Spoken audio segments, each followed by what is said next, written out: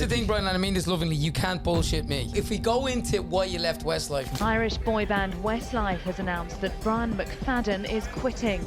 I still don't know why you left Westlife. And do you know what the thing about it is? It wasn't because we fell out, it was a complete shock to us when he left the band. Westlife! How much did the fame and the money change us?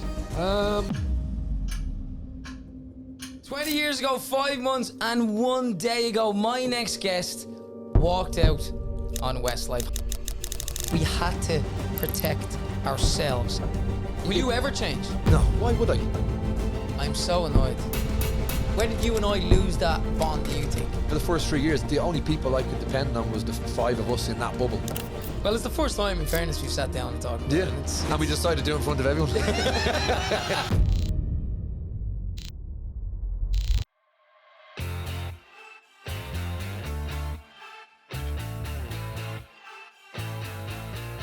Westlife.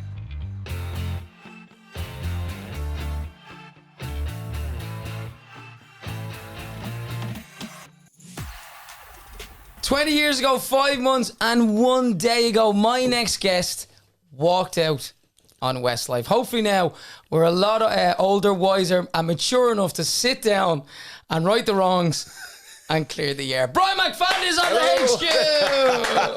HQ! 20 years, 5 months, but who's counting? It took me 2 hours to get that together last night. But listen, you're very welcome. I really appreciate you coming on the show. I really, really do. But before we start and get into all the juicy stuff, how are you? How's Danny? How's Ruby? How's Molly Lily? How's everybody? Everyone's good. Yeah, me and Danny are great. We're over in Ireland for a couple of weeks. As usual, it's a couple of weddings. Lovely. And I have Ruby here. And Molly and Lily now, of course. Molly's been living with my mum and dad down in Artane for must be 5 or 6 years now, and Lily's just moved just in the summer now as well. So I've 2 of my daughters living in Artane and Ruby with me. So, and what are Molly and Lily's ages now? Molly's 23 in a couple of weeks, and Lily's 21, and Ruby's 3. Wow, starting again. And what Molly, Lily, they work and then college? What do they do? Yeah, Molly's in the Lear. In Trinity College doing acting. Sorry, I do. We at Christmas time. Did Molly tell you? No, Malahide Castle. She said she bumped into you. Yeah. Gia, we went to see Santa Claus, and she was helping Santa Claus out in Malahide Castle, which is pretty amazing. Yeah. No, she's good, and she. It's just really weird because obviously they were both born here in Dublin.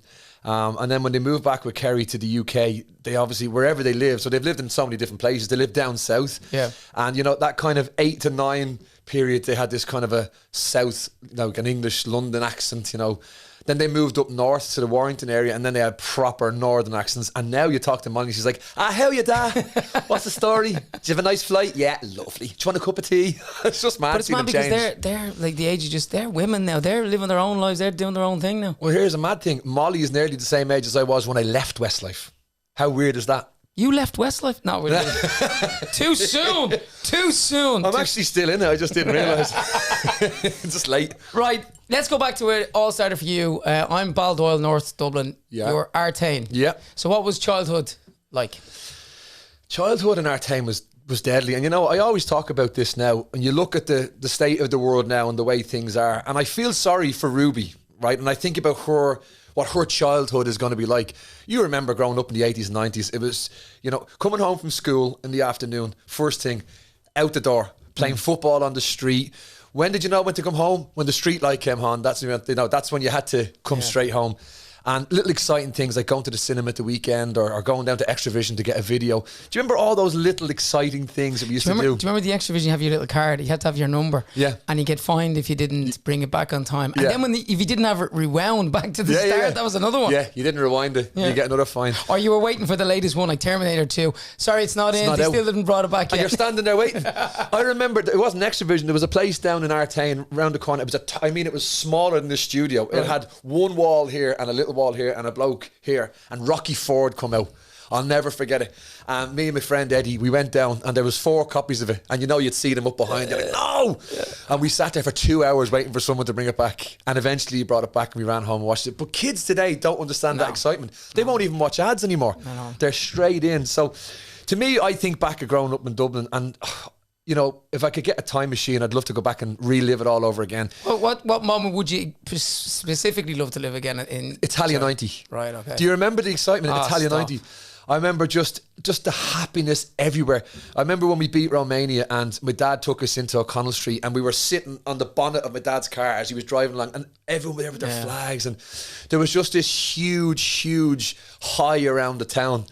I just miss those days so much. But even little things like going down to Trebalgan on our holidays every summer, you know, and it's 1 week of the year. Yeah. But from January till it happened in June, I'd just be counting the days, the excitement. And it just feels like the world's kind of lost that little bit of people appreciating the little things. Is that though because we're just getting older? Is that, or do you think the world genuinely has changed beyond recognition? I think it's changed beyond recognition. You know, I think technology has made a huge part of it, you know, and people always talk about mental health and stuff like that. And I think the reason that a lot of kids and people in general are suffering from mental health is because of things like Twitter.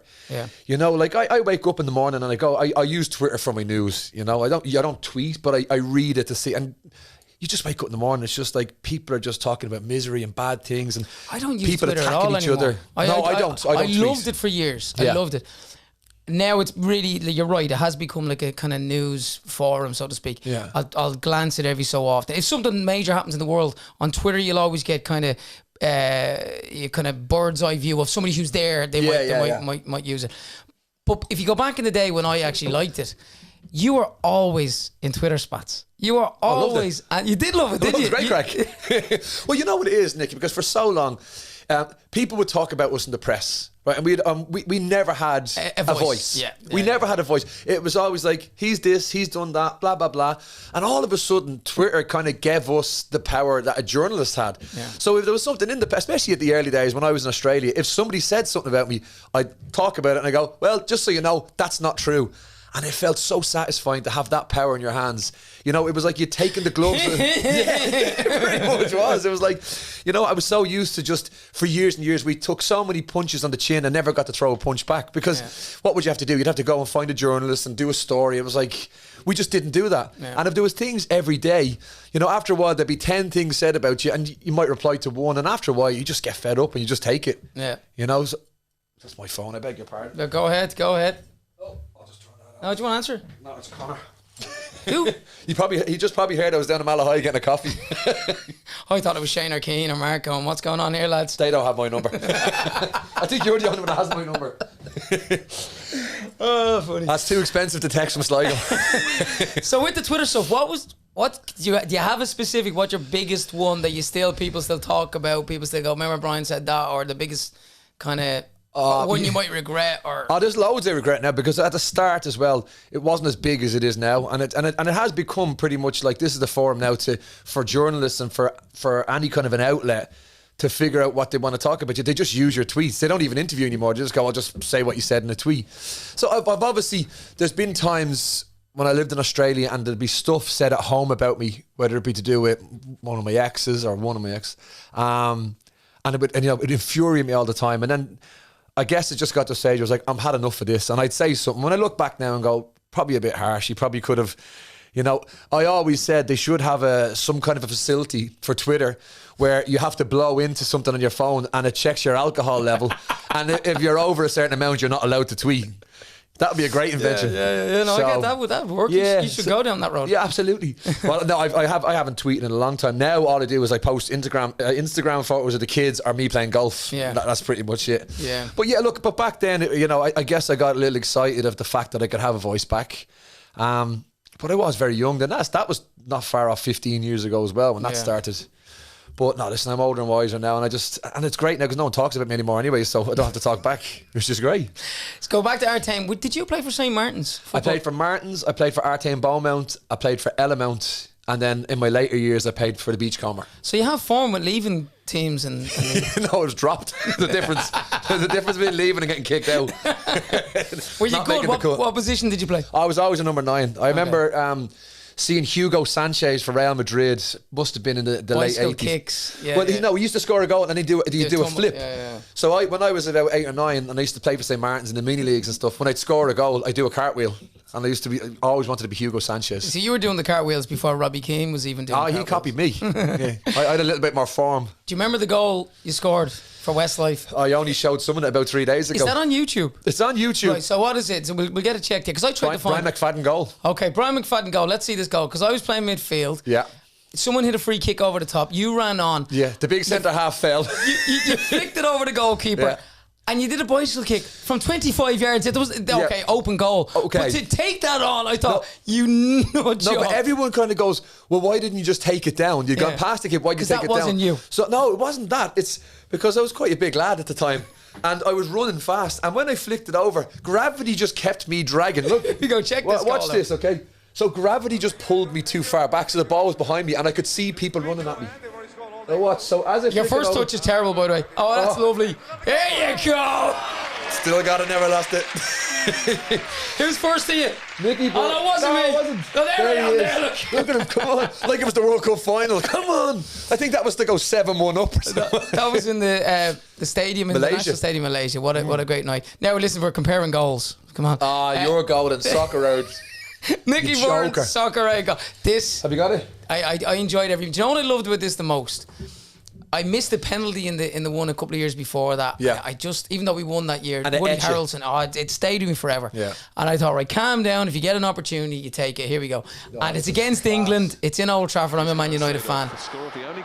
And I just loved every bit of this. It's an absolute class goal. Thank you. It was, I don't know, I think both of them are as good as each other. No, because I'll tell you what, let's just see it first and I'm going to tell you what I felt about So this that's goal. Cedar or... Clarence Seedorf. No, that's not Cedar. That's... With the glasses. Edgar Davids. He knocks it back to me. Here we go. Oh, it's Cantona all over. And you know what the best part is? It hits the top corner too. It didn't just dribble in. It was like a postage. That it really was. Now you see, if this was the goal Olympics, I'd give it to you because, first of all, yours was playing against actual good footballers and legends of football. Mine was playing against some fat fellas from Malaysia who were in a rock band who didn't play football. Second of all, for where you get marks, like a gymnast gets marks, right? My ball bounced before it went in. Okay. So that's marks off. Right, yours hits the top corner. Look at this. I hope you see it from behind the goal. Here we go. No, that's not. Look at that. One more. Skip ahead there. Keep going. Is this the one? No, it's the other angle that I mean, I watch this twice a day. What a touch from Edgar Davids, by the way. Yeah, I point. You don't see. I actually pointed to him. Give Here we go. This one. You'll see me point it there. Yeah. and then look. There. Look. Well, Mourinho going daft. Unbelievable. Yeah, you see, I had Anto Bourne going mad on the side. You got Mourinho. But you know what I hate about that goal? Because for a long time, not only did I reckon that goal I scored was probably the best goal scored in the world that day. And now I can't even say it was the best goal scored in Westlife. You stole that from me. It was like when I was over in Australia and they had a special award for a blonde-haired Irish guy who was a judge on a Simon Cowell reality show managed by Louis Walsh, and I came second to Ronan. I was like, I can't even be the best at that. Class goal, though. I'll get into this later on. I'll just touch on this real quickly. After you left, right? I'm not going to go there yet, but after you left, do you remember the last gig we did? It was in Newcastle at it was a random, it was a corporate show. It was a random gig. We were on a tour bus on the way down, back from Newcastle to London or somewhere. But we used to play FIFA all the time. Yeah. And we used to play competitions. And I remember, do you remember this moment? No. I beat you in the game. So we used to sit like side by side on the tour. Yeah. The tour bus. I beat you in this game, and I went to bed thinking, right, champion, and we were having the usual banter. And you were, you know, when you lose those games, you're annoyed, but you have to kind of keep a little bit. So I left. Yeah. That's why I left. You should have let me win. So I get into my bunk, right? And Shane started playing, or Keane started playing, and you were like, you were hitting the buttons like this, right? And you were like, get out of bed and play me again. Get out of bed and play me again. And I just kept going like that. Champion, you kept it up and up and up. And eventually, I think Shane turned around and said, Nicky, just get out of fucking bed and play me again. So, but there's a truth behind this. I wanted to play you again, but I was afraid of getting out and playing again and losing, right? So I said, right, because he started, then the slagging would have started between us. So I said, right, I'm going to get out, I'm going to beat you again, right? So we get out, the big game started, right? All the lads are around the tools. We're selling tickets. You scored, you go 1-0 up. And these are like, what, 6 minutes game? How do you remember this? I just, because I won. So I equalised, and last minute might have been golden goal. I won. And rather than celebrate, I put the remote control down. I just shook your hand. I was, listen, thanks very much there, Brian. I get back into bed. You fucking bastard. So when you did leave a week later or something, I remember You thinking, didn't think it was because of that, did you? No, I didn't. But I did think, Well, at least I'm the fucking champion now. He can never beat me. Do you know what I should have done at the press conference? I should have put the mic down and go, thanks a million, Nick. Get back here and sing again, you fucker. Right, Billy Barry for you. Yeah. When did that start? I mean, you were obviously playing football for numerous clubs. When did Billy Barry start and how many times a week? It started early. I started it when I was 4. And I think I did it for about a year when I was 4 or 5. And then I left and I joined back again then. Maybe I was 10 or 11. And then I did it right through till I was in Westlife. But it was And like, who to me, it pushed was that? huge. Was that your No, mum, I wanted dad? to do it. Did you? I loved singing. Right. You know, and Susan was doing it as well. And obviously Susan at the time had done, she was in Annie. She played Annie in the Olympia for like a year. And I remember going to see her, and I just loved it. I loved, and because I'd go backstage to her, and I just loved the backstage of the theatre, looking at the wings and the stage, and I just kind of fell in love with the idea of performing, you know. And that's how it all started for me, was Billy Barry. So even though my childhood was all football, and obviously my dad was in a cabaret band, loved singing, loved being on stage with him, loved, you know, kind of messing around the microphones and stuff, and always wanted to be singing. I remember singing E17 in my later years in the mirror with the bottle of fucking wax for your hair, links, yeah. But anyway, the toy show. Yeah. Even though I would have never admitted it, right? Watching the Billy Barry crew on the toy show annually was like, geez, they're having the best time. So how many toy shows were you on? I can only remember one. I think I might have done 2, but I can definitely remember one, which was because it was all boys. They'd done a Grease medley. Right. So, and I was in that, and I'll never forget, I was probably 14 at the time, and that was the first time to do that. But you're right, even in Billy Barry's, because there's hundreds and hundreds of kids so in only Billy a select Barry's. few get to do Oh, it? yeah. Okay. It's not all of them. Right. It's they literally do auditions, and it goes on for weeks and weeks, and then they finally announce who the cast for the toy show is going. And it was the biggest achievement. Yeah. And like for the first couple of years I was there, I never got it, you know. And I remember seeing some of the guys that got it going, like, and they were. It was kind of weird. It was like a little clique of the star kids who you knew they'd go on to be in theatre and West End and stuff. And I was never up to that. I was always a little heavier as well, so I couldn't do the splits like they could, you know. But singing was always my thing, you know. That was my strength in Billy Barry's rather than my dancing. What was that like then, being in a Billy Barry stage school, but then being in school with all the lads in Artane? Did that go down well? Were you slagged? Were you bullied? Were you any of that? Yeah, it wasn't. Yeah, obviously we did get a lot of slagging for it. You know, straight away you're gay because you're in Billy Barry's.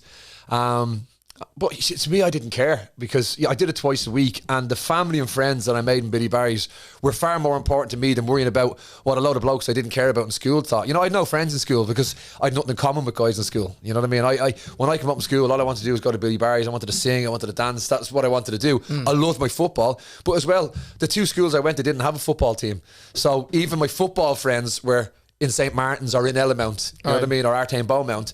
So I didn't have any friends in school that I would see outside of school. So to me, I didn't care. So were you popular in school? Were you kind of... I'd say I was well known.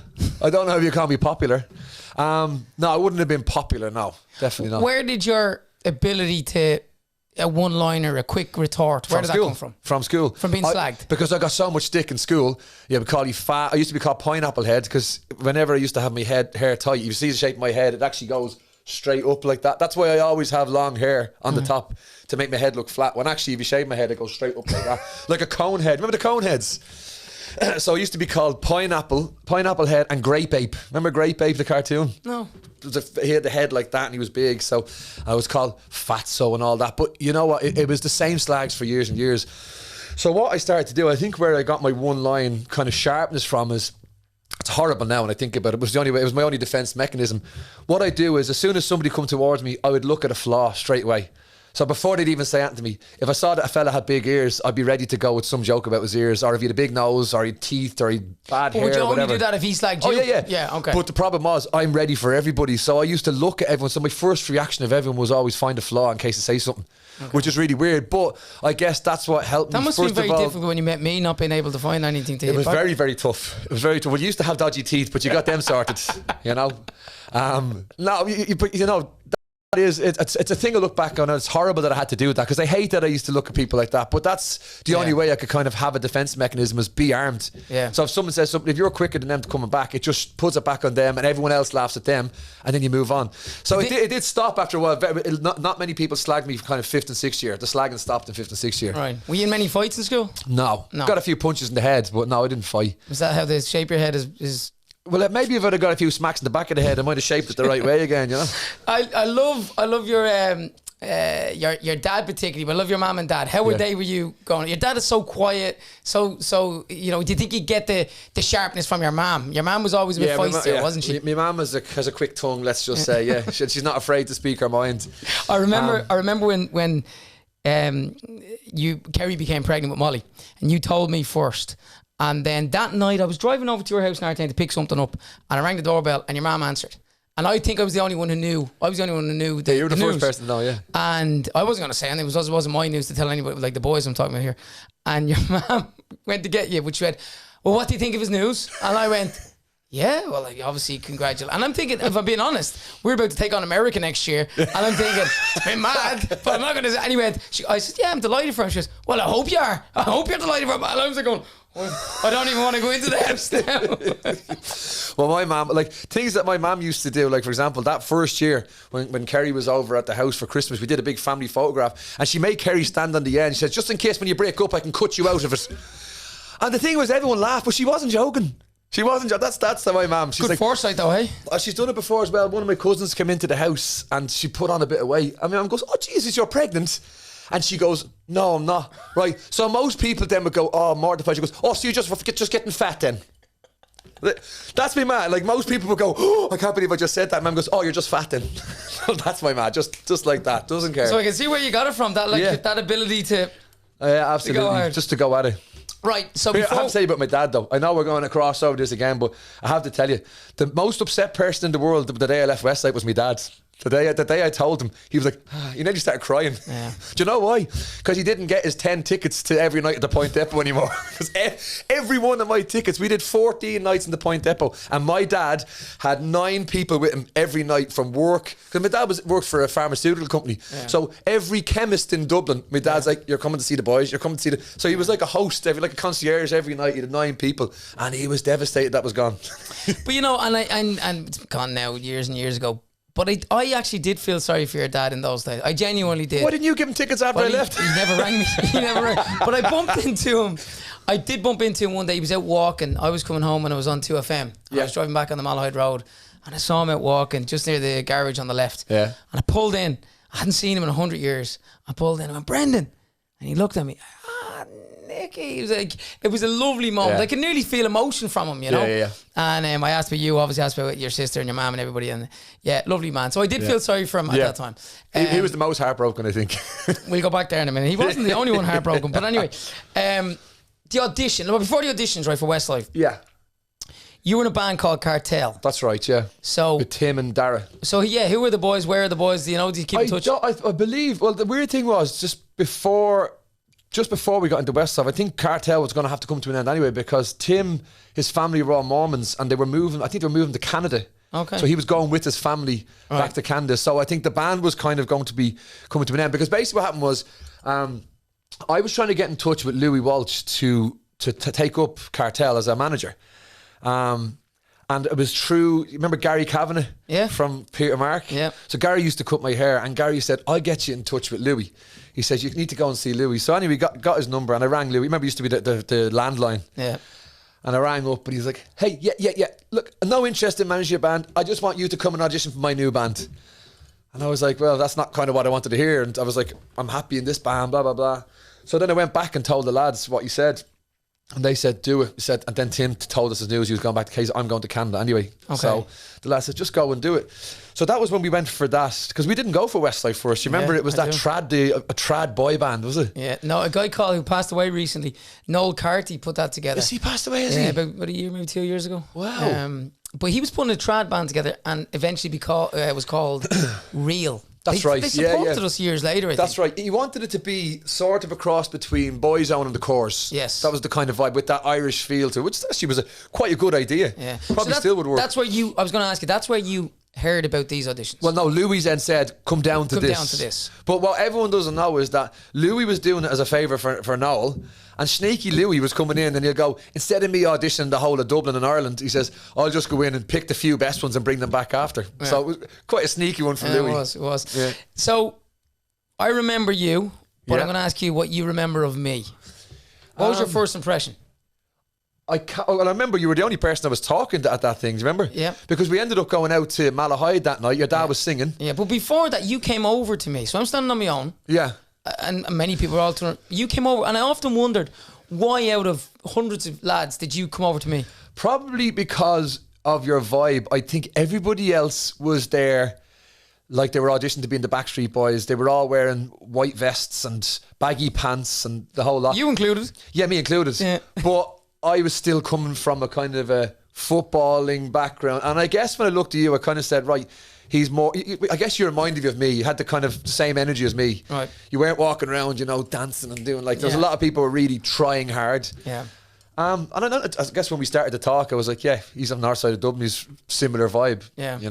I I remember my memory of you was I looked over, you're kind of sizing people up, and I do remember you being quite kind of sporty, Backstreet Boys. Yeah. And I remember being I was a Boyzone fan. Yeah. I didn't really care too much about the Backstreet Boys at that point. Yeah. But you were, although you appreciated Boyzone, you were more of a Backstreet Boys fan. Would that be right? Yeah, because I kind of went, I think I was in a basketball jersey or something like Yeah. that. And were you wearing a Black suit. Black suit with a blue tie? Yeah. Yeah, I remember that. And you looked like Ronan and I looked like one of the Backstreet Boys. And I think that's what worked for us. Well, I'm glad you said it, because I was looking like Ronan and you were looking like Nick Carter. Yeah. Let's be honest. Yeah, absolutely. Yeah. It was like it was fancy dress. I think that's what Louis said. Well, this is easy. There's our Ronan. There's our Nick. It's good. Forget these other ones. Who's this guy? Joe Dolan. No thanks. Let's go. Do you remember what you sang? I think I sang Gary Barlow, Forever Love. Okay. I did. I sang that. And we had, that was the second audition. We had to sing, was it Picture You? No, what was it? So my memory of it was we had two options. We did a song called She Moved Through the Fair, the Irish ballad. Yeah. That Boyzone had covered. And we had Father and Son. I don't remember singing either of them. Okay. In the trad one, that was the trad one I'm talking about, yeah. Could you sing your own song though as well? I think I sang Listen, Forever Brian, Love. If you probably couldn't do whatever you wanted at that point, I'm sure you probably. I honestly, because at that time my party piece was Gary Barlow's Forever Love. I'd sung it in, the Artane Recreation Centre. Yeah. They used to have a talent show on there, and I entered the talent show singing Gary Barlow Forever Love, and I remember getting kicked out because I was only 17 when I did it, and I was turning 18 in the middle of it, but because I entered it when I was 17, they wouldn't let me go. So that was my party piece song, Forever Love. I used to love that song. Yeah, Such a great song. So yeah, I just thought to myself, that's the perfect song to sing for a boy band audition. But I do remember when we came back then that we had to sing two, wasn't it? You had to sing, was it one of your own? And I thought we had to sing, was it not Picture of You?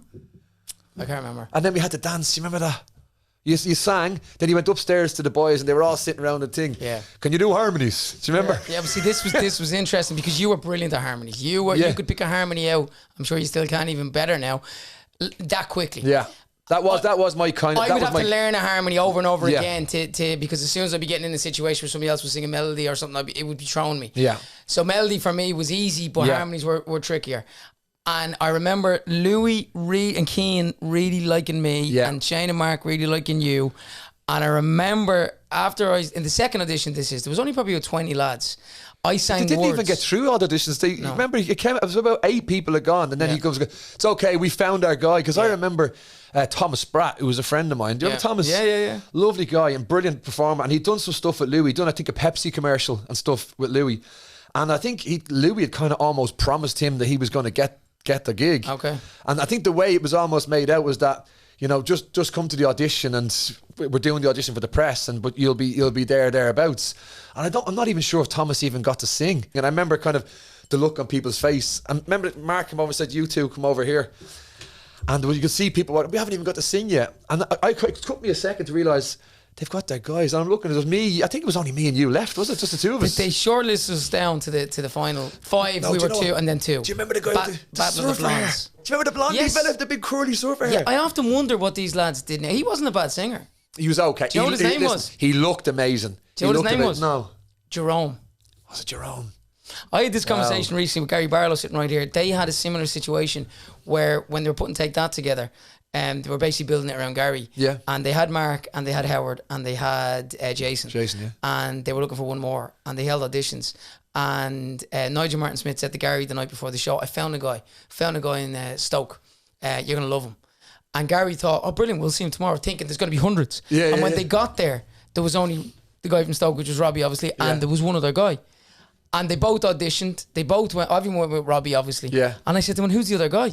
He said, "To this day, we still don't know. Wow. They've never found out who that guy Love was." to find out. It's a bit like the boys on with Colin Farrell. Yeah. And Gas, isn't it? who? In fairness, though, I'd say Colin's all right with it though now. And it was Ryan. No, was it Ryan Reynolds in Backstreet Boys or NSYNC? No. Not Oh, Ryan Gosling. Reynolds. Gosling. Gosling, yeah, because he was a Disney kid. Yeah, That's right, yeah. He was close to NSYNC, I think, and then never happened. God, but did you remember at the start of our band as well, though, there was six of us? No, there was 6, then 5. Remember we had Graham and Miggles. Yeah. I've seen Miggles a few times. He's a guard in town. Yeah? Yeah, I've seen him a few times. I was in a club one night and this guard starts walking up and says, "Oh, what have I done?" He goes, "How are you, Brian?" I was like, "No way, it was Miggles." So when we got chosen, then do you remember moving to Sligo? Sligo, yeah. Well, we hadn't got chosen yet because what it was there was Shane, Mark, and Nick, or Cian, and Graham, and Miggles, and me and you. And then they decided at the time that Graham was going to be our tour manager, and he said, "Right, I'll step back. I'll tour manage the band, and we'll have the 4 lads, which was the three originals and Miggles, and then it was going to be either me or you." Yeah. And then Louis did the whole press thing, and it was like Ronan Keaton versus this. Remember, he had the 2 pictures, The Battle of the versus Blondes. Backstreet, but yeah, all of that. So you knew what he was doing, building it up. But obviously, then when we went down to Sligo, I think I stayed with did I stay with Cian and you stayed with Shane? No, well, I originally stayed with Michael, who was I Well, that's replaced, right, yeah, who I was yeah, about yeah. to replace. So I moved in with Shane then. And then we started having, what was the place called again? The place where the boys started their first show, the hall, the Hawkswell. Hawkswell. But there was kind of little talks in between saying Yeah. to me and you boys are going to have it and you're going to... And we were like, yeah, that's Yeah. a good idea. Yeah. But, Yeah. you know, back then, Brian, as well, like, you know, and as you sit here now, you are the only one in the world that went through What you went what through. I went through. 100%. So we're the only 2 people I've ever experienced that. Well, that's true, like, Yeah. you know, and I often think about that going, and, you know, I suppose we had a common bond at that point. Yeah. We were both from Dublin. We were both joining a West of Ireland band, so to Yeah. speak. We both thought we were boys from another band. We both wanted to be in different boy bands. And then I suppose we would have had that common bond. When did you and I, not even the Westlife set, where did you and I lose that bond, do you think? Probably 3 or 4 years. I think for the first 3 years, maybe right up to the Greatest Hits album, I think it was just a roller coaster of high for us all, wasn't it? It was still, like, to be honest with you, from the day that me and you left Sligo, knowing that we were going to be in the band, from that day on was like waking up and you'd won the lottery every day. It was like Christmas Day every day, that excitement. I don't know if we ever lost our bond. I guess when you're that close in a band and I know it doesn't sound like long, but you know, it's 1,000 days, that 3 years, because we didn't have any time off. It was 1,000 days of in each other's pockets, traveling around the world, all around Asia. And we didn't have anything outside of that because you remember it was the 5 of us. And for the first few years, we had Anto Byrne and we had security. And that was it. Like, we could never go and do anything. So we were in each other's pockets more than anyone else, like even than you would be with your wife or your kids. Yeah.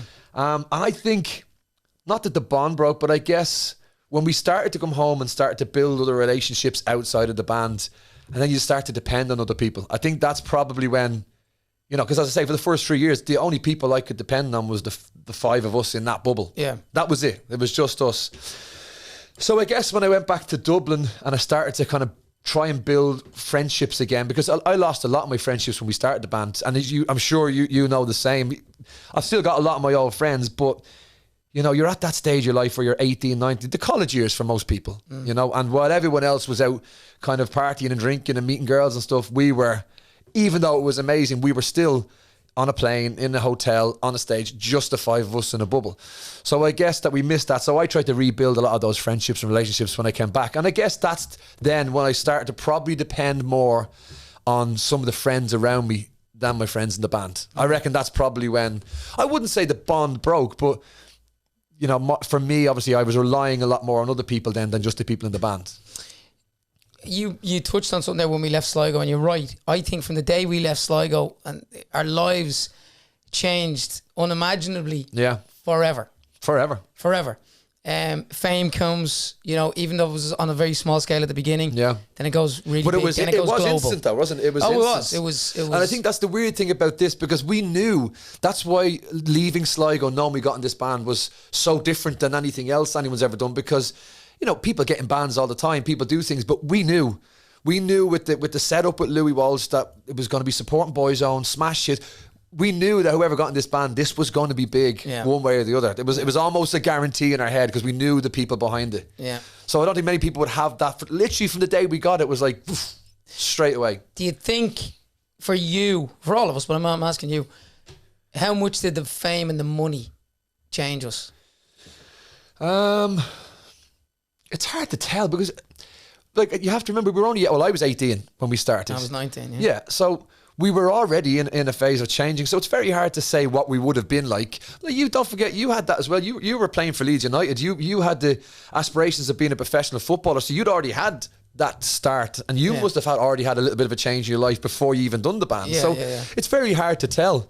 You know, if it I do remember that. I remember, because obviously I'd been in England for 2 or 3 years before that. Yeah. And I do remember then when we started travelling, most of us, apart from me, maybe one of us, or maybe you, I don't know, hadn't been out of Ireland before, hadn't been on planes, hadn't been, certainly not been to London beyond once, England. Anyway. Yeah. So like when we started travelling internationally, Yeah.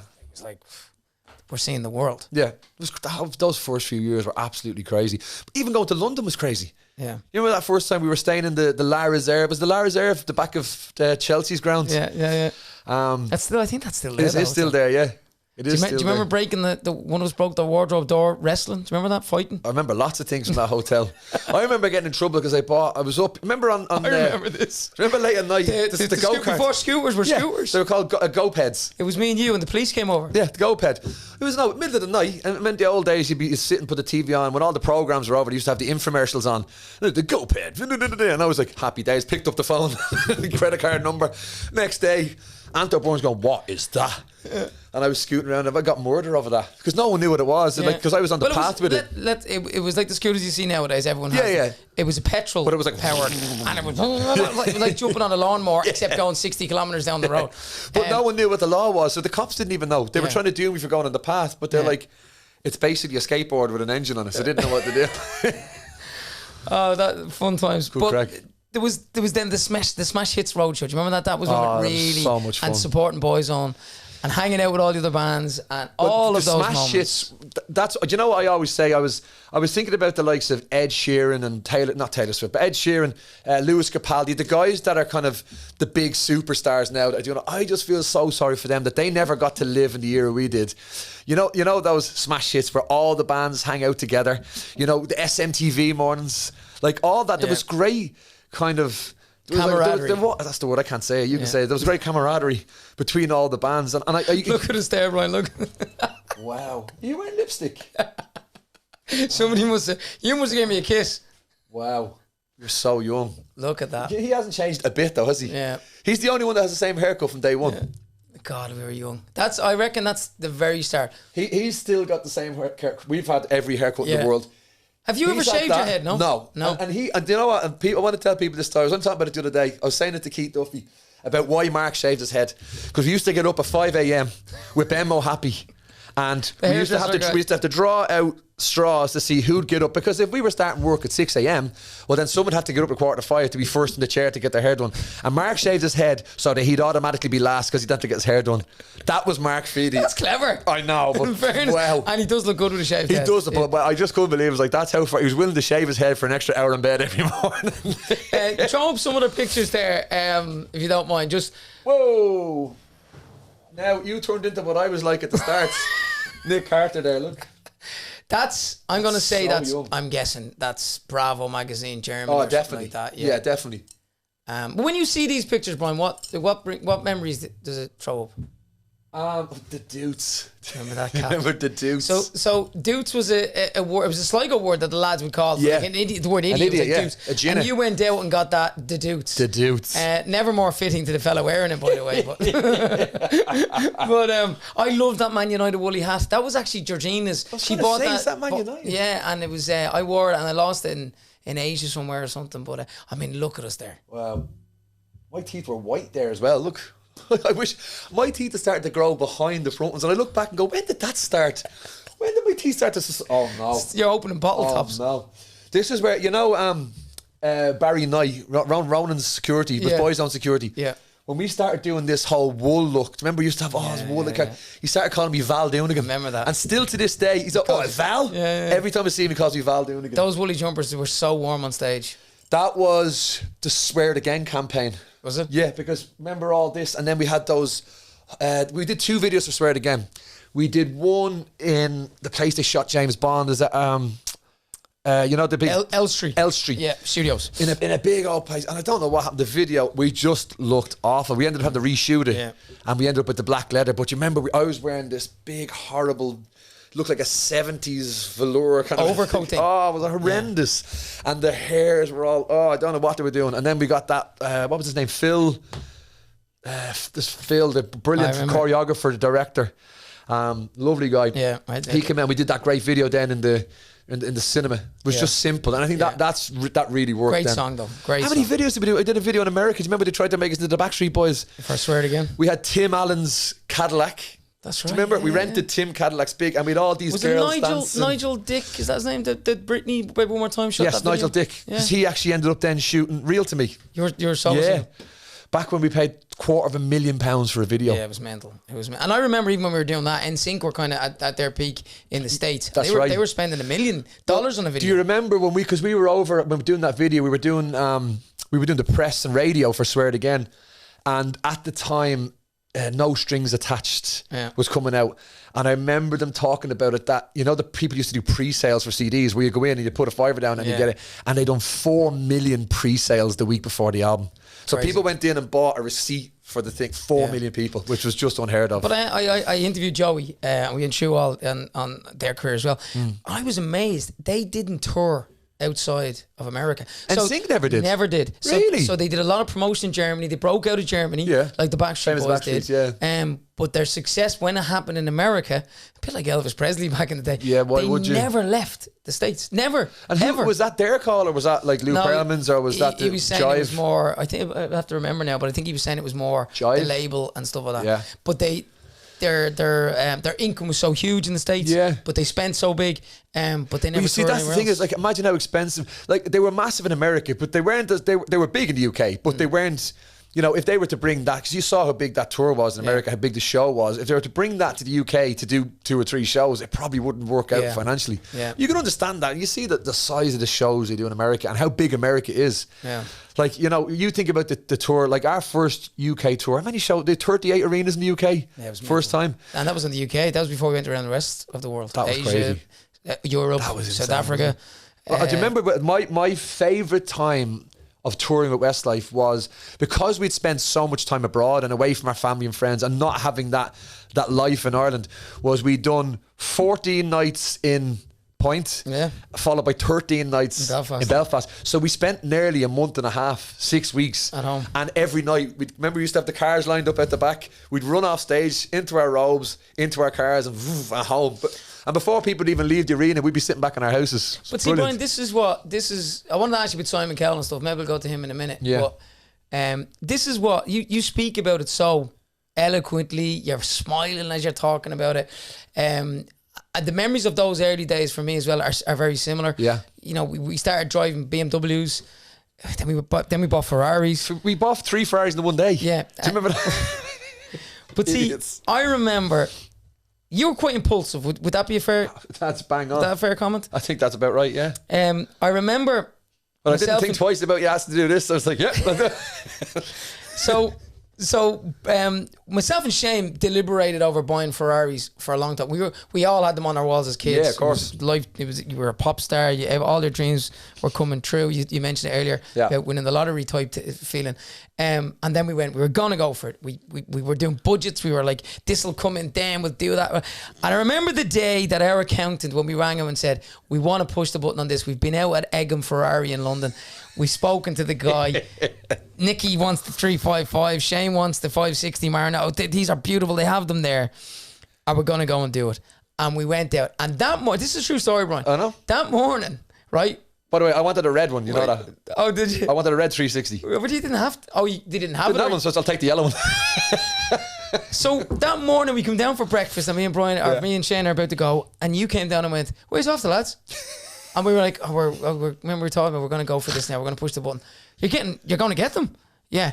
Today? We're going to buy them today and get them shipped home. All right, yeah. And then you disappeared, came back, and went, "I'm going with you."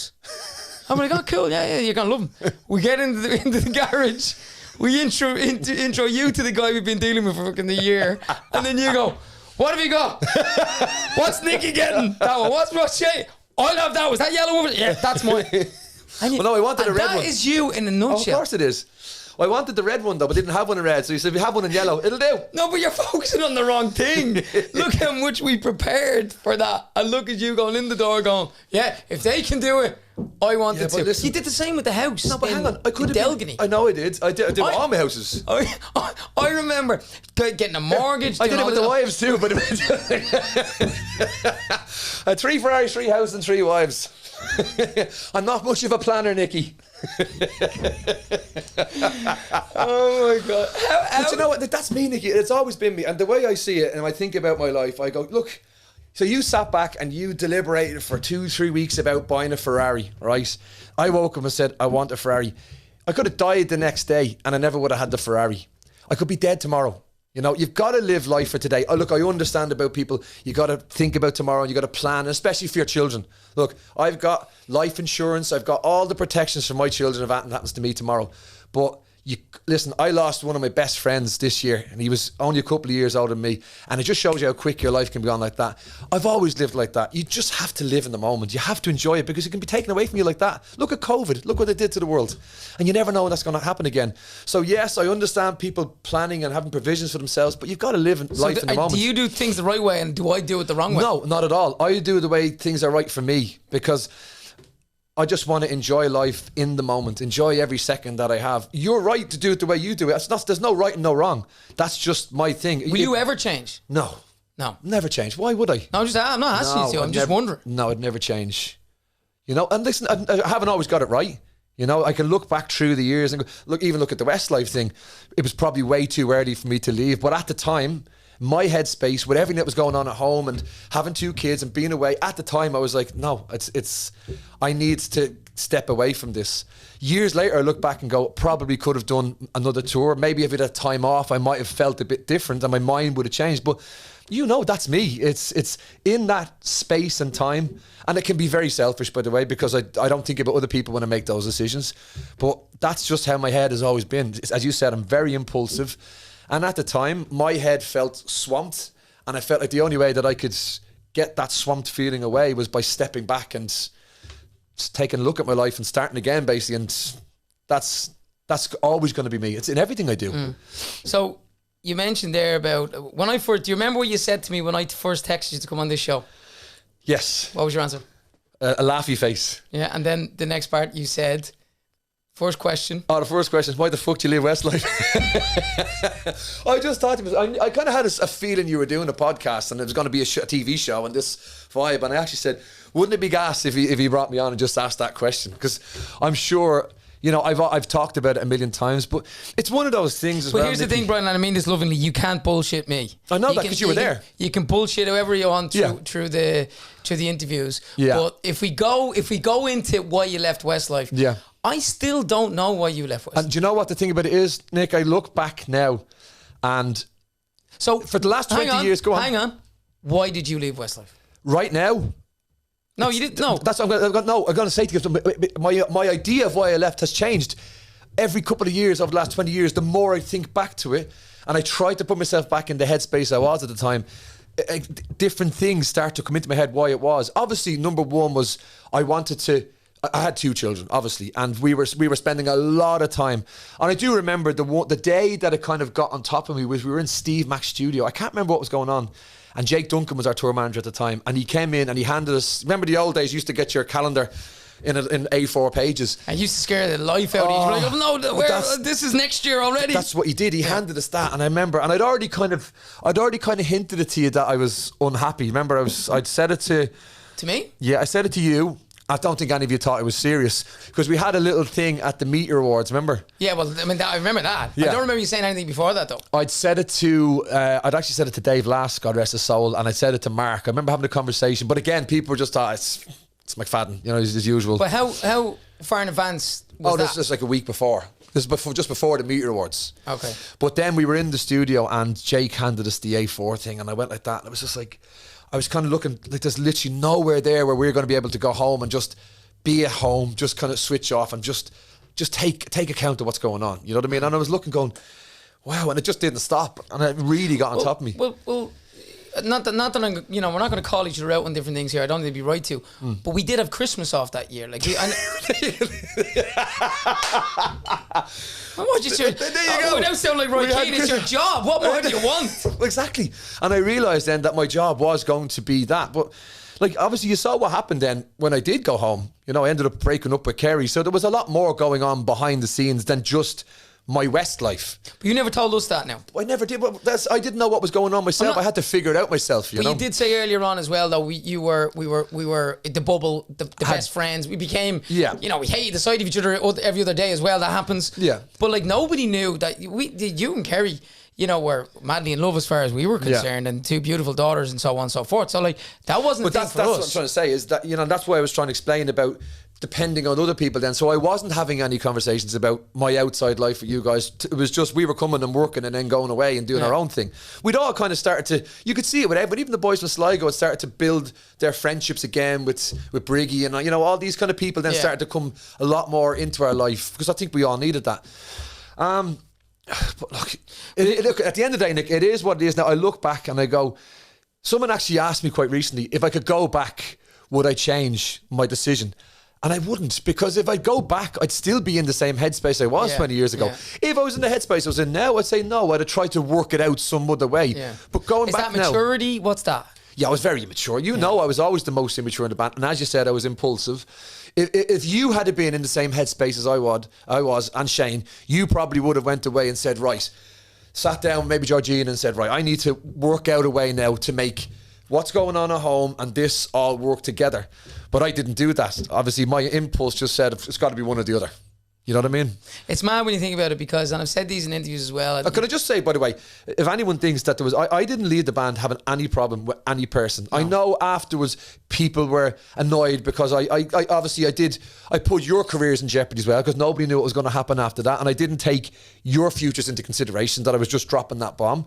That was selfish of me, but as you know, that was the impulse. But I never let... Because people always think they mustn't have got on at the end. I still loved all of you exactly the same when I left as the day I joined. Like, well, nothing changed there. That's admirable what you said. So, to be fair, because, you know, at that time, and I've said this publicly before, we were the biggest pop band in the world, bar none. Spice Girls were gone, Boyzone were gone, Take That were well gone, NSYNC had gone, Backstreet were on a break. There was nobody near us. We had the world. We were about to try and take on America again. You know, there was plans for World of Our Own. We'd flying out wings, still up our sleeve for the States. Yeah. So we didn't. We had a row with the Media Awards, and we can talk about that as well. But we've had many rows, but we couldn't understand that, you know, all these things. And you quite eloquently for the last 20 minutes spoke about how brilliant and how the dream had come true for us all. Yeah. And we were getting to that poignant 5-6 years, or 6 years, whatever it was. Yeah, 6 years. Yeah. And then you jump ship. And to be honest with you, it was a scary time. Yeah, of course. Because unlike a job, although, you know, it was a job, but unlike a job, we depended on each other. Yeah, of course. And you did effectively jeopardise 100%. And it could have been, like, by the way, this could have been a very different conversation if you hadn't have gone to where you did. Well, also, you could have been sitting here as the next Robbie Williams, and I could have been forgotten about just like the others. And it could have been a very different conversation. Absolutely. Yeah, but look, as I said, that was... I look back now as a 24-year-old who made a very selfish decision, because obviously I didn't take the four of you into the consideration, but where my head was at the time, I just needed to sort my own head and life out. And that's understandable. That's absolutely understandable. And as I said, that was 20 years ago. I'm 44 now, and the way I think now is so different. You know, and obviously if that was to happen now in my life, it would be a complete different conversation, because I've learned to think about other people, the knock-on effects. Yeah. You know, because that is the one thing about our career, it is quite a selfish career we do, you know, because even with our families, even now still working, I still got to leave Danny and Ruby at home. I don't get to see Molly and Lily as much as I'd like to because they live in Ireland. Whereas, you know, if I was working a 9 to 5, I'd see them every night. But it's not. I still have to go. Still have to pay my mortgage. I still got to make sure that the kids' college fees are paid and they've got a future. But I still do sacrifice a lot of time with them, and it is a selfish job. Yeah. But you know, I'm hoping that one day when I look back, they're going to end up having a great life, and it'll all be worth the sacrifice. But obviously, I have had to take collateral damage, and unfortunately for me, I would have obviously hurt you boys with that decision. And if I could go back now, I probably would have spoke more to you about it, but I don't think my decision would have changed just because of where my headspace was at the time. Do you think a break would have helped you? Yeah, absolutely. I've always said that. If we'd have taken a couple of months, even 3 or 4 months off, I know it would have happened because it's what happened when I left. I was at home for 5-6 weeks and I had this whole thing, it's going to be great. Okay, the day I left the 4 Seasons after the press conference, I was like, right, go and see the lads. Rang the lads, right, who's going for a pint? I'm in work. I'm not finished till 5 o'clock. All right, ring the next one. No, I'm working on, I've got this on tonight, blah, blah, blah. And all of a sudden I was sitting at home in the house like that going, this isn't what I was expecting. I was expecting to be going out playing golf with the lads and going down to the pub, having a few pints. But that's because the life that we were living, Brian, wasn't the real life. It's make-believe. 100%. It's in a bubble. It's all of those things. Yeah. And you earn a few quid at that point and, you know, you want to go out and socialise. You want to do all those things. And you also have a wife and kids as well at that point. And it just, nothing can work exactly the like real the real world is very is different. there, It's very different. You know, and we were very, very, and still are very, very lucky to be living outside of that real world to a certain extent. Well, mate, what is it, 25 years now since we started? 98. 26 years, and we're still making a living from this. Like I think that's a massive achievement. There's not many people that can do 26 years and still be able to go out. Even if I am singing Westlife songs again, it's still to be able to still make a living and, you know, pay your mortgage and look after the kids doing this. Not many people can do that. Yeah. We've seen so many people come and go, but you know, 26 years later and we're still here, still talking about it. Do you know? Well, it's the first time, in fairness, we've sat down and talked about it. And we decided to do it in front of everyone. Nosy bastards. What did you do that night after the press conference? I went home and I sat in the house and I kind of took it all in. It was quite an overwhelming, emotional day. It was live on Sky News. It was live everywhere. Yeah. You know when you get shaky and nervous and you have that... You're like, that was me just kind of... imagine this was the biggest day of my life, you know? And I was just so bloody nervous. I was actually shaking. Yeah. Absolutely shaking. I rewatched this last night just before you came in. Yeah. If you look at my face... Do I still leave? If you look at my face, I'm so annoyed. Are you? Yeah. I never... Do you know what? I'm hurt. And I'm annoyed. We have enjoyed so many times with you on the road. Can you hear this? No. Put the cans on. I remember it. Oh, sorry. Weddings and babies. But most of all, we've shared our dreams. Although we wish very much so. Do you know my little protest? I've never told anybody. No. I didn't stand up. Oh, right. That was my little protest towards you. I thought you were just doing to make the picture look right, the shapes, you know, because you'd be covering Shane. He'd be sticking his head out. But, you know, genuinely, I'll be honest, like, we were hurt. No, I was surprised. We were hurt. We were worried. We were scared. You said that in an interview years later. The boys were more worried just for themselves. Listen, as I said, I've always tried to say to people that I've got no bad blood. I could understand why there would be feelings towards me.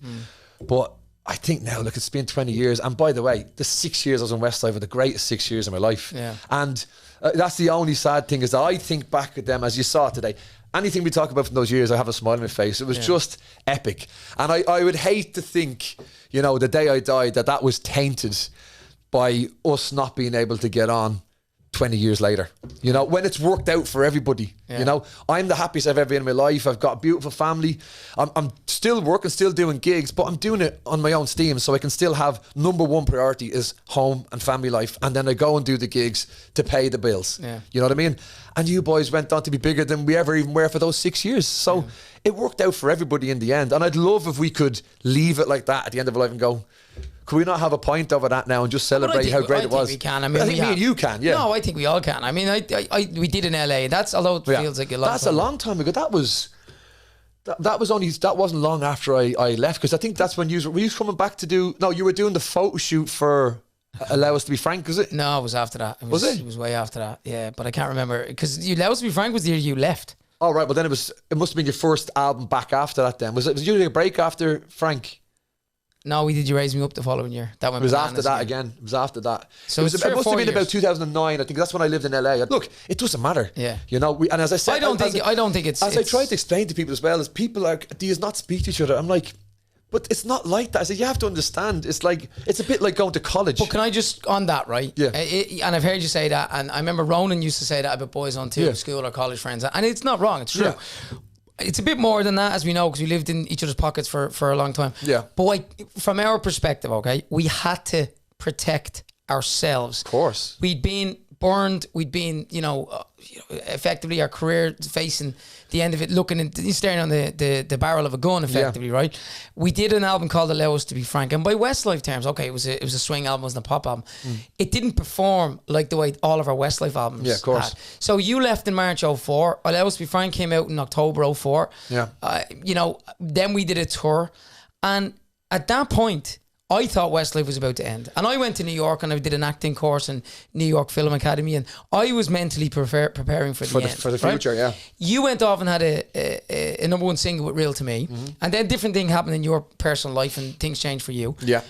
We came back with You Raise Me Up, and You Raise Me Up saved our career. Yeah, amazing. You Raise Me Up propelled us. We were back number one in Australia, different parts of the world. Well, if anything, I think it even might have taken you to the next level. Yeah. That's what I mean. Because places like Australia, we weren't really big in Australia before that. I think Uptown was big, and looking like that might have had a little They bit were of, okay. Yeah. Because I know when I went down there, Yeah. it was that people didn't know me from when I got down there and I had my number one singles. People didn't know me from Westlife because they only knew Westlife from You Raise Me Up, Right. with the 4. Okay. So people never put together the me and the Westlife thing because Westlife had become so big in Australia as this new thing that no one ever went to me, oh, you're the guy from Westlife, but everyone knew who Westlife was. Was that not weird for you?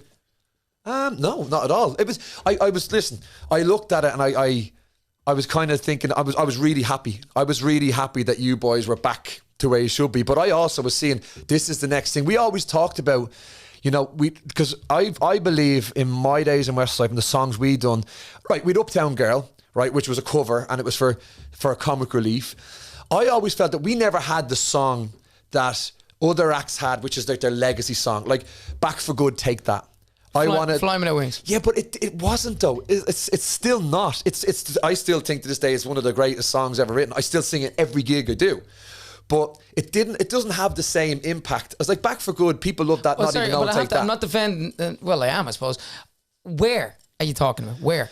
Worldwide. I just mean the song. But if you equate the success of the song you mentioned, Back for Good, Yeah. right, versus let's say My Love, Yeah. right. If you look at all of the Asian countries and all of China, Yeah. and I would, less of the English, Irish speaking countries. Yeah. My Love is a far bigger.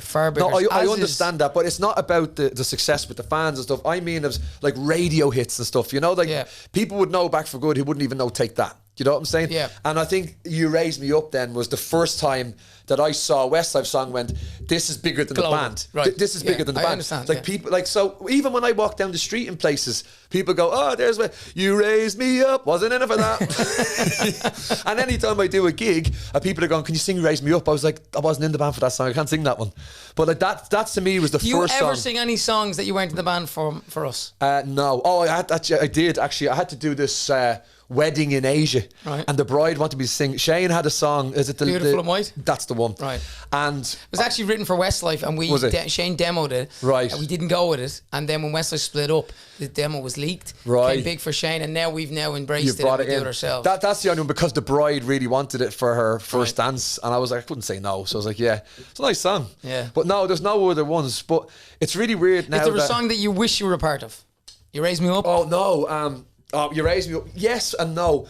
My favourite one, the one that I was in the video, the one where you're using the clips of me leaving and all that in it. Was that recent or years ago? Oh, it was Us Against the World? 'Cause it's us against the world. What a song that is. Written by Rami. and Was that Sweets. Rami? Yeah, Oh, that was a class song. I liked the one as well. Starlight. Yeah. That's a great song too. Yeah. I've listened to most stuff. I really like it, and I like the way the band has progressed as well. You know, because we always had this thing. We talked about it off camera earlier about when Kel went off to America for our 4th album, wasn't it, the Turnaround album? Yeah. And obviously up to then, Kel had done everything. You know, Kel had got the Swedes, he got Steve Mack, he got all the producers and songwriters to do our album. And he kind of went away for this album and kind of left it to ourselves. So we decided we wanted to go and source great songwriters and everything.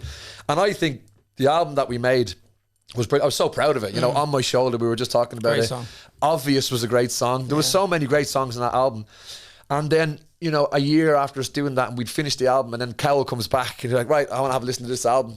And he's like, no, we don't have our big single.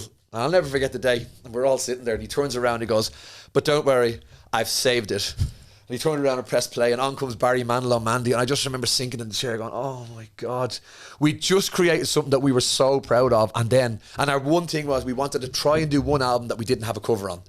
Because I still look back and I think that was the one great thing about West. Our original songs were so strong. They're so good that I understood us doing Uptown Girl as a cover because it was for Comic Relief, which is brilliant. And Against All Odds was with Mariah, so goes without saying. But the original stuff was so strong. And at the time, there was so many people doing covers. I always felt we didn't need to do covers. I thought the stuff we had was so strong. But you just said globally our biggest song ever was You Raise Me Up, and that's yeah, a cover. but that's not really a cover because I think people around the world think of that as a Westlife song. Yeah. Brian Kennedy done it, but it's not a cover. It's not the way we did Against All Odds or Uptown. Everyone knew Uptown Girl before we did it. But Against All Odds with Mariah Carey, I mean, what an opportunity. I remember Huge. you banging on the door to me in Indonesia, Jakarta one morning, bang, bang, bang, bang. I was there, what husband died, opened the door. You were like, we're singing with Mariah Carey, we're doing Against All Odds. I mean, these were stuff of dreams. Do you remember Mark going over to at the party? Which party? We were at the Clive Davis party, the Arista 25th. Oh, yeah. Oh, no, yeah, it was the World Music Awards or something like that.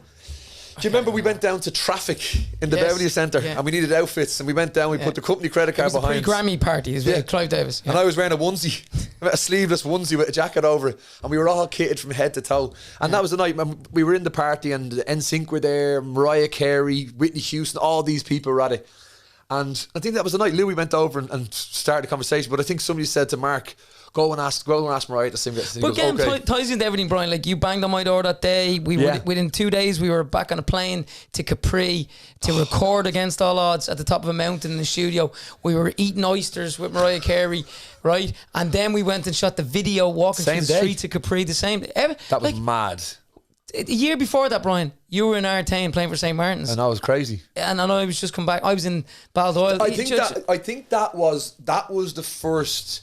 Right, we're gone to the next level now. That was because, like, people understand now. Like, young kids will hear who Mariah Carey is, but when we were growing up, and at that time, she was the biggest artist on the planet. She was Michael Jackson big at that time. Yeah, and that was the first time because I still think when we were doing Smash Hits, supporting Boyzone, doing all the UK stuff, it still felt.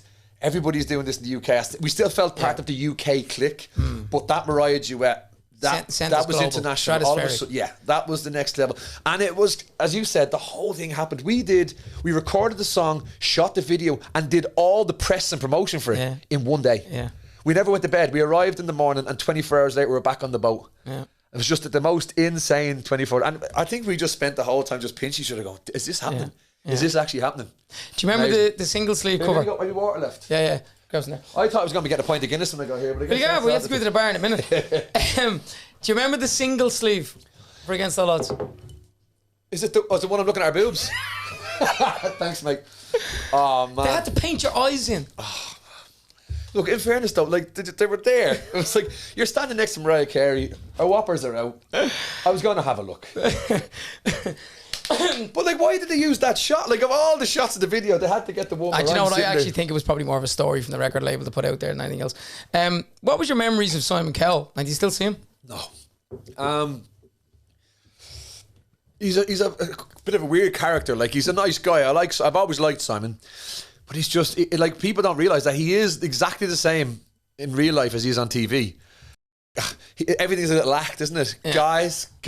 I remember he used to smoke the cigarettes in between his two fingers, that with his little Superman picture and everything. He was just a larger than life character. Did he ever contact you when Westlife ended, or when you were about to leave, or he talk you out of it, talk you into it? Nothing. Not at all. The only person that said anything to me after I left was John Giddings. He says, cheers, mate. He goes, you just cost me £15 million. That's all he said. Never mind the 6 years I had gigged from. He was just worried about the fact that I'd risked the next gig coming out. That was all he said to me. I still slag him over that. Was there anybody that tried to stop you, by the way? Like your mom, your dad, your wife, your best mates? No, I anybody? think it happened so fast. I think that was a thing. You never really had the chance to be talked out of it, did it? Because we made it happen so fast. Do you remember we came here? It was 20 years ago. We were in this house. And we talked about me staying to do the tour and leaving after. But obviously everyone was like, that's going to be too weird. Well, that would have been the Brian McFadden farewell tour. That wouldn't have been fair on us either. No, of course. And I totally understood that as well. I said, that makes, how weird would that be? And also, you guys should be getting ready to do a new album and doing all that extra work, and I'd just be rocking up on the night and getting paid for doing a gig. That made no sense either. So because that, then obviously we had to get it done so quick. So there was never really a time for anyone to talk me out of it. And who would have talked me out of it anyway? You know what I mean? we kind of had become a little bit. We were surrounded by yes people as well. Everyone was just yes. But I often wondered how you were. I often wondered, did you wait? Because I went to bed at night. Every time my head hit the pillow, although my conscience was clear, I was like, what has he done? I know. Yeah, but you know what? I didn't have anything like that in my head for the first few months, because I had a lot of relief off my shoulders, and because obviously the things that were going through my head leading up to when I left had gone. But then it was more. It wasn't more like, what have I done? It was like, what am I going to do in my life? I was all alone because there was no one in the house. Kerry and the kids had gone to England at the time. All my mates were all working. You boys were gone. So all of a sudden, everyone that was kind of around me was gone, and I was literally just sitting there going, what am I supposed to do now? And that's when I started to write soul music. But you became as busy on your own very quickly. Well, I did and I didn't.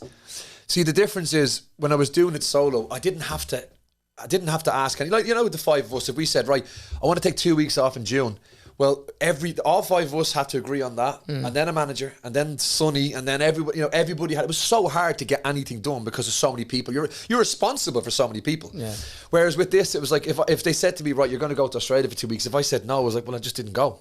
That was the difference. If there was something going on in my life, I could make it first. And it's obviously life's a lot easier now with the way the world. But obviously back then it was still hard because, as you know now, we could have done this interview with me at home in England, and we could have done it over Zoom, and that's the beauty now of this job. You can do all your work from here, whereas we used to have to go into every radio station, into every newspaper, everything. And I guess now that's why it makes it so much easier, because you literally just have to do the gigs. So your decision was made by then. But that was just me then saying it out loud for the first time to you guys. Right. I'd already had a chat with Dave last. We were in Benny Hanna's. Remember Swiss Cottage Benny Hanna's? Yes, We'd been there the week before, and I had a chat with him, and he said, don't be stupid. And I spoke to Ben Mahappy about it as well, and both of them were like, just don't do anything rash, have a think. Now, I guess they were the people that tried to talk me out of it, but that was just their response to me saying... Just for reference for people, that was the security guard that was looking after us, and the hairdresser that would have been doing the promotion with us. Yeah. And they kind of said, just don't do anything stupid. And that was it. And then I didn't do anything stupid. I had still thinking about it in my head for a while. Okay. And then obviously, I guess what the Meteor Awards did was it made it real. It made it real because I said it out loud then. So then all of a sudden you knew. Yeah. But I still don't think you thought it was serious. You just thought I was being a dickhead because we were after having a row. Well, when you came to the apartments that night when we arranged for the meeting, and you walked in, and I remember your exact lingo words were, I'm hanging up my boots. Yeah. Was what you said. I remember you were sitting actually next to me. I looked at you, and do you remember the TV show Punk'd was out at that point? Yeah. And I swear, as you were talking, I was looking, I was going, he has to be mic'd up. I'm looking around, and back then, that's 20 years ago. Yeah. And I genuinely thought it was a TV show, you were pulling a prank on us. No. That's as mad as it was. And I wouldn't mind, but next time I did see, I was doing a prank on you. Yeah, remember I turned up at the sign and, oh, good Lord. So, okay, last few, what does happiness mean to you now? Happiness now? When I wake up in the morning, I woke up this morning and I looked over and I saw little Ruby looking at me. And then I talk to my daughters and I hear happiness in their voice. I think that all comes down to that, doesn't it? It comes down to your kids. If I always worried that my life, my lifestyle, the way I was, might affect my children. And the way I've seen Molly and Lily grow up now, and to see they've grown into two beautiful young women. You've done something right. Well, I'm just glad I didn't affect them negatively, right. Because as I said to you, there's a lot of selfishness goes on doing this job, and I've obviously lots of things have happened in my life where I'm not proud of. And I always worry that it might affect them. So I think happiness now is seeing my girls happy, seeing them be positive. And, you know, I still love singing. Yeah. Singing's still my favourite thing in the world to do. There's nothing that beats when you get on the stage and you sing and you see people reacting. And that, it's as I said to people before, I'd have done it for free. Me and you would have done it for free. Before we got in Westlife, we did it. We used to go do karaoke with your dad in bloody Gibney's. We would sing anywhere for free. Yeah. You know what I mean? And the fact that I still get to do it. One of the nights in Gibney's? Just someone scratched the car. Do you remember that? Yeah, of course I do. do. We ran around, so we did a karaoke in Gibney's. We were too hard, man. I'm going to find now. And we came out and I parked the car probably a little bit too far out or something. This fella was driving off and he was giving me, you know, dog's abuse. Yeah. And I let him out and he can F off. And we were putting the amps back in the car. So this is the week before we officially got in the van. Yeah. And we'd only met at the audition the week before the first audition, yeah. And then I looked around, the car's completely keyed all the way around. I remember my dad the green Seat, wasn't it? Seat Cordoba was dark red, Seat Cordoba. And we ran around the Malloy Garda station and the guard ran around back with us and I tried taking the reg of the car and I gave it to him. And I, if you remember, earwigging into his microphone or his dispatch. Yeah. And I just heard coming back, he'd obviously raided in the reg and they said, that's a Portmarnock address there. And I was thinking, happy days. Happy days. I never got to see that car again. Yeah. Had to pay for the car to be fixed. But they were good memories. Like they're great memories. We did have good But times. those first years were they're still my favourite part. You know, obviously the stress of the end, and I try and get that out of my head. And to be honest with you, I don't remember much of that part of the band. The negative the parts, press conference bit and all that bit, and all because of that. when I look back to the press conference thing, and I my little protest sitting down and all that. I mean, we're so young, right? And you're nervous, and we're all nervous, and we think our career's about to end, and you're going on. We didn't really believe that you could just want to go home and spend time with the family, considering the life we were living. Yeah, of course. And then we were proved right because you did go on to release Real to Me pretty soon after and do so well. But when you look at it, I just feel I wanted to grab you and kick you. It's like, where's this throw back up there? Well, maybe if you had it, it might have been different. If you look at me, I only watched this the other night, and Georgina, who knows me best, obviously, I never noticed she's that going, before, you're like a little baby, but I can see you. Seething. But I could see you doing that. Yeah, I was like, I knew you so well. It was like, if I kick him under the table, he might change his mind. Look, have a look. Here you go now. Look at the ticket. Look at Alfred on the bar having a pint. Look. Will you hurry up with I that? I just want to kick you in the head. I was like, what are you doing? Well, and look at this t-shirt, Bo Selected. Is that what it was? Yeah. Hit my proper ball, I tell thee. The weirdest thing about that was, Brian, we got ready in separate rooms for the first time. We didn't see you till you walked in that room and then you left another early. I couldn't see the bride before the party. What's going through your mind there, right there? I honestly can't remember because I remember just being so nervous and the whole thing when I think. By the way, about real it now, quick, sorry, I give you a little slap here. I think it's a little bit stronger than it needs to be. Just have a little look here. Just watch. Bang, bang. But you know what? That's you. That's your football thing. Every time I go, all right, Macker, how's it going? If I hadn't been able to close me fist, if Sky News wasn't recording, now we're out. No, but seriously, going back to it though, like. As you asked me, what's going on? I can't visualise that, and that's all white in front of my eyes there. I just remember, I can't even remember what was in front of us. I look at that, I can remember that, but I can't remember what was out there at all. Yeah. Can't remember it. But that was a room full. That was like... Yeah, I just can't remember. It's mad now when you think about it. It was big and news. I tell you now, I don't remember much of the last year as well. I don't remember much that went on. Whenever I think about the band now, I always think of the early days. I always think of those first few months when we were in Sligo, the auditions, and then, you know, the beginning, going on the Smash Hits tour, you know, just all of that, the first video shoot, the first single, all of that was amazing. The Greatest Hits tour was fantastic. Actually, the other tour as well, in the Round, was a brilliant tour. Yeah, great tour, yeah. And after that then, that's when it goes away. But all of that is just, I just think of it with a massive smile. It was so good. Our first time going to America, do you remember that? Because we were actually going through a bit of a lull at the time of the band. Remember, we were all not that we weren't getting on, but our friendships had kind of sizzled a little bit and we were all a little bit snarky. And then we went to America. Do you remember? To shoot the video for Unbreakable. And that was the restart of the band again for us because we had, the five of us had the absolute best crack. There's a great clip of What's the Story, or what you say. I won't ruin the gag. Do you remember the bit we're doing? We're doing idents. Oh, what's the story, folk? Oh, what's the folk story? Yeah, that is brilliant. Actually, throw that up there. What's the story, folks? But this to me was we were getting a bit stale with each other and everything. And that trip, we came back a brand new band after that. Yeah. It was an unbelievable I was trip. dressed up as Enrique Iglesias for that whole And me and Mark just went down to Niketown and just bought basketball gear. We looked like absolute ginnets. So for context for this, right? Yeah. When we grab it up here, we're in the middle of the Unbreakable video shoot, and we have 1,000, well, maybe 100 idents to do for every country in the world. Yep. And you can trip over what you have we to might say. have had a few drinks the night before. And here's the thing. We're so hungry because we've an hour off from the video shoot. I've got to go back on set. We're so hungry. We've all these idents to do. Yeah. You can see some of us are more annoyed and hangry than others. And then this happens. I don't know if you it's called What's the Story? What's the folks story? Westlife, What's the Story, folks? Hey, story, what's the folks? And we're so delirious. It's definitely on YouTube. Yeah, What's the Story, folks? Or all right, folks. What's the story? Yeah, I think we have it there. It's class, this. So this is a good memory. But you can see that the bond was back here. You can see the crack. This is well in as well. This is greatest hits album. Yeah, 5 years. And you can see that that trip was the best thing that ever happened to us, I think. Yeah. Well, not for you. You only lasted one more year. I know, but for us as a 5, not the 4 of us.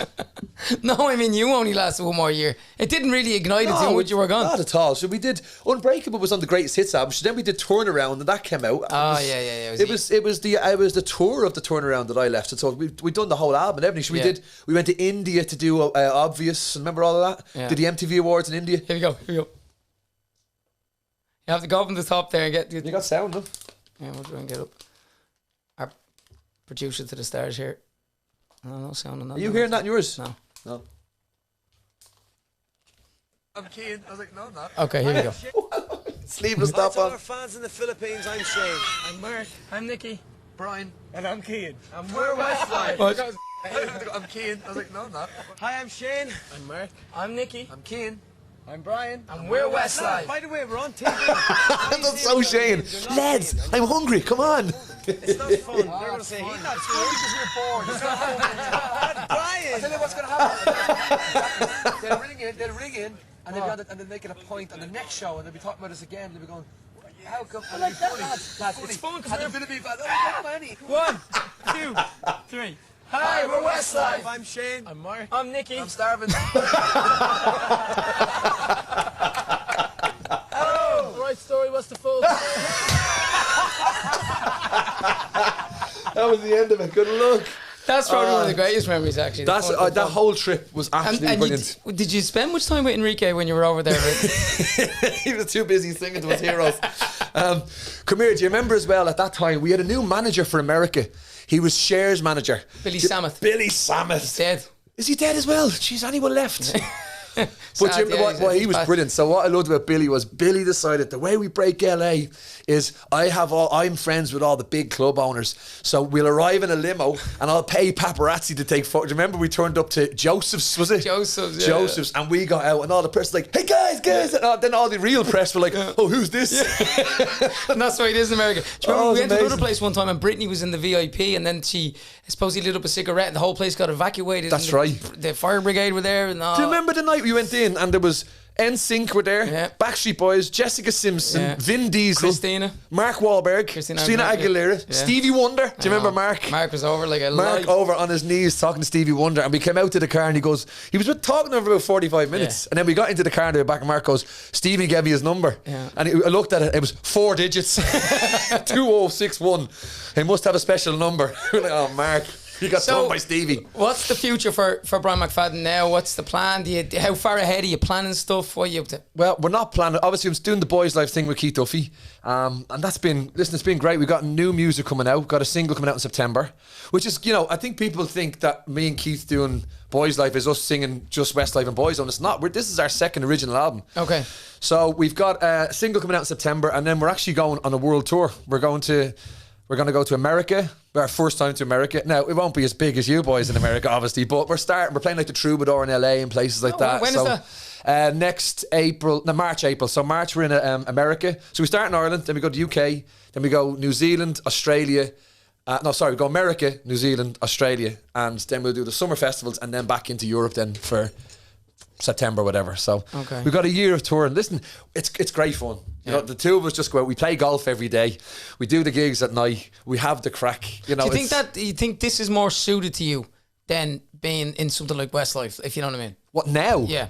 Oh, I wouldn't be able to do Westlife now. No, Right. well, not that I wouldn't be able to do Westlife now. I wouldn't be able to do the first 6 years now. Right. There's no way I could leave Ruby at home and Danny and not see them, not be able to go on those mad trips. Like I could do this. Like this is the first tour. It was the first world tour we're ever doing, but it's the first tour that we're doing where we're gone for 6-7 weeks. Yeah. You know, I could never do.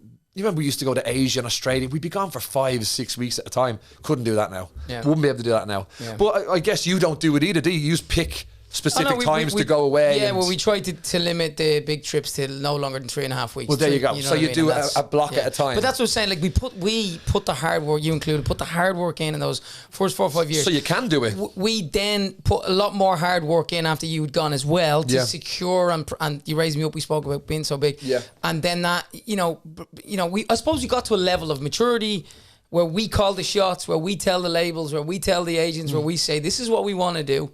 Go make it happen. Well, it's a different world now as well, isn't Yeah. it? Like music has completely changed. Like the way we used to do it, where we'd make an album, bring out 4 singles, whatever, and then we'd go to every country and you'd be up in the morning. Go to Holland, you're doing, what is it, TMF in the morning. You do a photo shoot for them, then you do a photo shoot for this, photo shoot for that. And you would think about the amount of work. Like remember, that's the one I always remind, I don't know why it's always in my head as one of the most stressful was always Amsterdam, in that amazing big white hotel, you know, that beautiful hotel. Yeah. And we'd be in the big conference room and they'd have 4 or 5 of those photographic pull down paper things. Yeah. And you know, it used to be horrible as well because you used to have to do the film and they take a Polaroid. Right. And then can we move the lights there? And remember how long they used to say, and we used to kill, and then there's 5 of us, so you'd have to have 5 of us looking the same way, then one wouldn't, and they'd be screaming at each other going, will you look, I'm sick of this. Come on. I think of them and I go, oh, that was so hard back then. I look now and see how easy it is, where it's just Zoom calls. Yeah. You just sit in your house and do 10 Zoom calls and there's your whole campaign done. But you are, Brian, you haven't changed. You are a mile a minute. Always. Aren't you though? Always have been. Yeah. When do you actually rest? When I die. When I die. And I'll probably still be rocking around in the coffin. What do you believe happens when you die? I'd like to think you go to heaven. I'd like to think there's somewhere special. You know, I think, you know, you get cynical in your age. And I think for a long time, obviously I grew up a Catholic. And I went through a whole phase where I was just an atheist. I was like, just don't believe in God. I believe in science. I don't believe there's any way there could be a God and all of this. And then you lose people in your life. And part of your body just makes you go, I'm going to have a little belief that we do go somewhere nice and there is somebody looking after us all, because what's the point in not doing it? You know, I think if you put those positive vibes out in the world, it's better than having that negative vibe of just, I don't believe. Yeah. You know? I hope so. I mean, I've obviously lost a parent. I hope I get to see him someday again. Yeah. That'd be nice. You knew me dad well back in the day. And that's what I hope. I hope Yeah. that when we do that, we get to be reunited with those people. And Yeah. I'll tell you, there'll be some session with him when we get up there. He'd turn around and go, why did you leave the band, you fucking idiot? He'd have jumped out and go, don't mind him, you're on your bollocks, get back. He would have. Sky News, fuck off. Get out, Brian, get back in here. All right, last thing. I always ask people to put a boy band together. Yeah. Okay, it can be anybody. It could be rock stars. It could be boy band, right. pop bands. Sorry, pop stars. It has to be 5 because one inevitably will always walk out the door. Right. Okay. Don't know if you know anything I'll do about it that. I'll do it with just boy bands. Okay. Right, I'll just do it with boy bands. Now you can be anyone you want. You Yeah, can yeah, put no, I get yourself that. in there. You can put No, I me in won't. there. You can put Robbie Williams, Gary Barlow. Well, I'll tell you who I'll start with. I'll put in. I'll go AJ from the Backstreet Boys. Okay. Because I always felt, you know, as much as I've always thought Brian Litch was one of the best boy band singers of all time, I just think that AJ was that one character that was a little bit left field. Edgy. Quality, great performer, looks cool. Yeah. So he's got his own thing. I love all that. And that's it, even his little inflections in the songs made the songs great. Yeah. You'd have to go Justin. Okay. Justin Timberlake would have to be in there. To me, he's probably of anyone who's ever in a boy band, I'd have to put him number 1 for his singing, his dancing, his songwriting's incredible. Yeah. And just his career as well. I think it's been probably the most well managed career in pop music. Right. So what's that? That's you 2. Age Angels. Right. So we'll go. I'll put Shane in there. Okay. I think Shane Filan, still to this day, I think he's got the best pop voice of a boy. I know people have different ones, and Mark was an amazing R&B style singer and all that, but I think Shane's voice, you know, over Ronan, over Andy, over Brian Littrell, I think Shane has probably as close to George Michael as anyone's had. So I'd have Shane in there for his voice. Okay, brilliant. Louis said the same, by the way, with Shane. Yeah. Right, let me think. You mentioned George Michael. He's another one that people. Yeah, well, he was in Wham, so we could have George in there. Yeah, No, but I'm not picking for you here. no, I'm just thinking more your typical boy bands. I'd put Ronan in there. Okay. You know, Ronan's had an incredible career. If you look at the years of Boyzone, his solo stuff, but I think he's always managed as well to Recreate himself, recreate his reinvent career himself. and Yeah, stuff. Yeah, you know, I think he's. By the way, I'm asking you before you finish the last person. And I pushed Louis on this a few weeks ago, and it's a really good interview. I don't know whether he's going to come out before yours or whatever, but I pushed him on trying to make it up with Ronan. I pushed him and said, would you two not sit down? Life is too short. What's your view on that? I don't think that's ever going to happen. I think the two of them have. You see, I think the problem is not about what they've said about each other, it's where they've come from. Like, you think about what they were. You know, the two of them, like, they did everything together in Boyzone. They were so close.